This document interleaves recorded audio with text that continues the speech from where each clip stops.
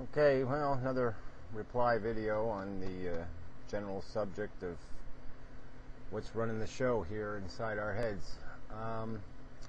So Matt, I gotta say, your last few videos were just almost unwatchable. I mean, this whole idea of, human beings and society as an organism and the universe as an organism and everything as this, blah, blah, blah, all this, it's so contrived. It is just such, you're just trying too hard, to find meaning and purpose. And you really can find it just in the simplest things. Just even knowing the truth is a purpose. I mean, there's the objectives we can accomplish that don't have to involve having a grand purpose. We can have a smaller purpose and it'll still be just as useful and just as productive.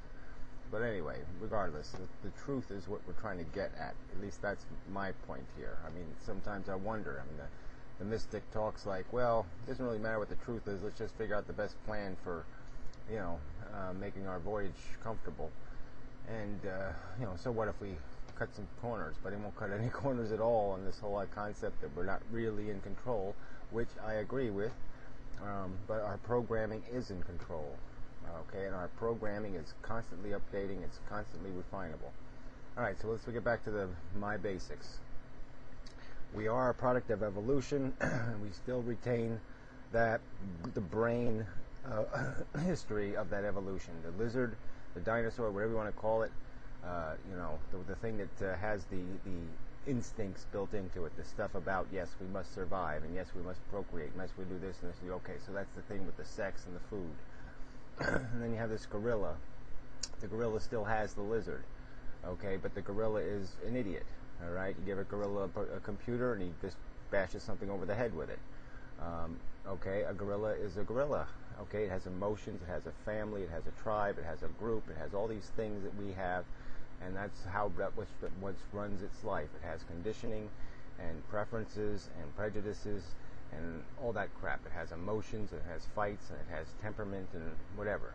And that's inside of us. We still have that gorilla. It's there. You can feel it every stinking day. It's not hard to find. And you want to call it ego, I don't care what you call it, but I mean, it would just make life easier if you would quit reading books, because all this jargon just gets in the way. But anyway, your concept that we can annihilate the ego is just ludicrous. I mean, we have to accept we are animals. We are. And some of that we can't control. And so if you have a lizard and you have a gorilla living in your house, what does the intelligence want to do? It wants to control them. It wants to make them go to the bathroom. It wants to, use the bathroom. It wants to train them to do certain things. And so the intelligence can create bananas for the gorilla, and it can build a cage for the lizard. And that's all I'm saying, that we have an obligation. That's what our intelligence should be doing. Our intelligence should be controlling these animals that are living inside of us. And our intelligence should be making decisions about how we're going to build a society and how we're going to treat each other and what we're going to do. And we can't do it all the time, of course. The gorilla is us. I mean, it's part of us. And so we're going to have to indulge the selfishness and accept that we have it. But if we took 10% of our time, just 10%, and gave control to intelligence, it'd make a huge difference. Because intelligence understands equality. Intelligence understands that a preference and a prejudice are not things you act on. Okay? They corrupt behavior. And so yes, we can get rid of those. We can build bananas and we can write on them certain words, and so the gorilla will understand. We can give the gorilla purpose in new ways. We can manipulate the gorilla rather than the gorilla manipulating intelligence. It should be the other way around. Let the intelligence manipulate the gorilla. Let us control the gorilla. And it's all about perception. As a psychology student, you should know that. It's all perception. And we can recreate a perception for the gorilla that we can make the gorilla feel good about doing good. The gorilla won't have to be in the game. The gorilla won't have to smash the opponent, and that's the only way he can feel great. He can have a different kind of competition. He can have a competition with an ideal. He can have a competition with himself. and do something great and build something great through that. There's lots of examples of human beings endeavoring to accomplish. And they accomplish for their own self-esteem partly, maybe mostly. It's not some sort of purely objective pursuit. It's a challenge. They've challenged themselves to find something, to do something, to accomplish something. And it's defeat. That's their enemy. Their enemy is failure. And so they're in a competition with an agenda set by themselves, and it might not be apparent to the outside world, but that's what's going on.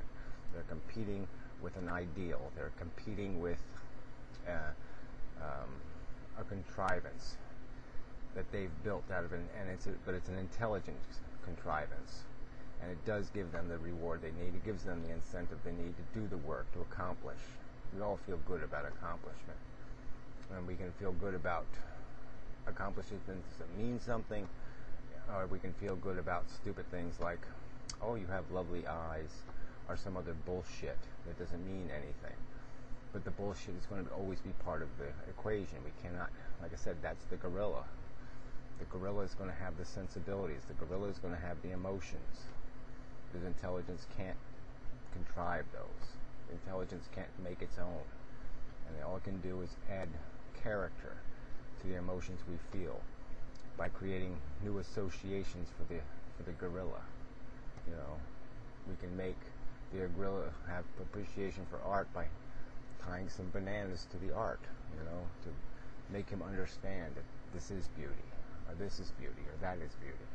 But some things he can't change, all right? Certain stuff deep inside of us is just not going to be changed. We're never going to love people honestly. We're always going to love them a little bit selfishly, or a lot selfishly. The same, and it's just unrealistic to say, yes, that's not going to exist anymore.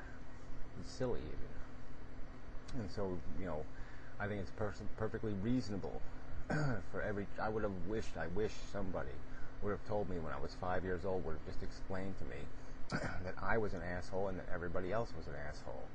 And there were all these selfish machines running around trying to feed need. Because then I would have understood it all. I wouldn't have been as frustrated by my own dissatisfaction, because I would have realized that that's how we're all built. And that if I don't understand or feel what somebody else is feeling, that I can understand why then. Why am I different? I can understand why. I can do all that if I understand how this machine works. And part of understanding how it works is to understand that, yes, it has these crude parts built into it. And we have to acknowledge them. We have to look at them, appreciate it. We have to know they exist. And as soon as you deny they exist, that's what you're doomed. Because then you're going to start thinking that your emotions have character, and that they have meaning, and that they have significance. And they really don't. I mean, they have significance to you personally. They have significance as an emotion, but they don't have any character. Because most of them, 90% of them, are conditioning. It's just, incidental associations that have decided your definition. And that's a silly way to define anything. And all I'm saying is intelligence should be doing the defining. So, whatever. So I don't think there's any way to destroy the ego. And like I said, I don't even like this whole concept. I mean, the I is the ego, is the ape. I mean, we have too many words for the same thing. And I don't even think the mystic is saying the ego doesn't exist. He's just saying that there's no I, that there's no thing controlling, that it is a process that is controlling. And the process has a limited capacity based on what other influences allow it to see. And my argument would be is that we all have it. We all have the eyeball parts right here in our brain. We have them. We can build our own eyeballs. We don't need somebody else to show us how they exist. And all we need is to be unsuppressed and uncontrolled by social norms and dogma and bullshit. I mean, if we just admit to ourselves, like I say, we all know we're selfish. It's just so obvious. We all know we have preferences and prejudice. It's obvious. All we have to do is have the freedom to admit it.